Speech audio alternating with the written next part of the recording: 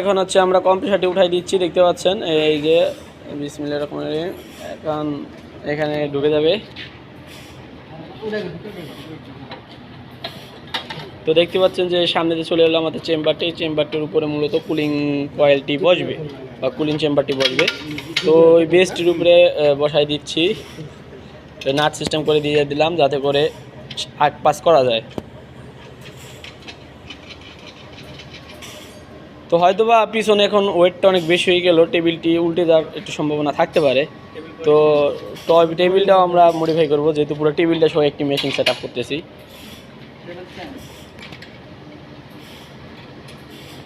তো এই যে নাট দ্বারা আমরা আটকে দিলাম। তো দেখতে পাচ্ছেন আমাদের কাজগুলো কি সুন্দর করে দিয়েছি।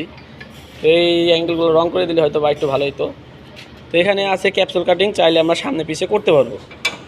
তো এখন যদি টাইট দেয় সেক্ষেত্রে কিন্তু এটা একদম সমান হয়ে যাবে। আর যেহেতু এটা কভার পাইপ, আমরা একটু নিচে উপরে করে নিতে পারবো বা সামনে পিছে একটু হবে।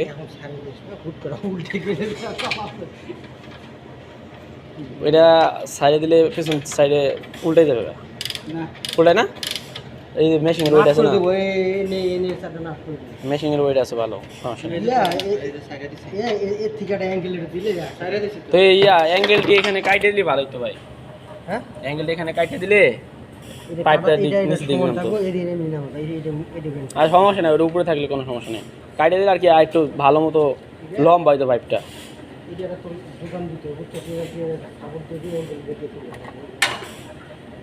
হয় এখানে একটা যোগান দিতে হইব, নাহলে হয় এটা একটা বেজের উপরে বসে থাকলে আর সুন্দর হইব। তো দেখতে পাচ্ছেন এই হচ্ছে আমাদের সিস্টেমটি। মূলত এই সিস্টেমটি করার জন্যই আমি আপনাদেরকে এতক্ষণ ধরে বুঝিয়েছিলাম যে মূলত আমরা কীভাবে কাজটি করতেছি। তো আমাদের যে কাজটি কেমন লাগছে অবশ্যই আপনারা কমেন্টে জানাবেন।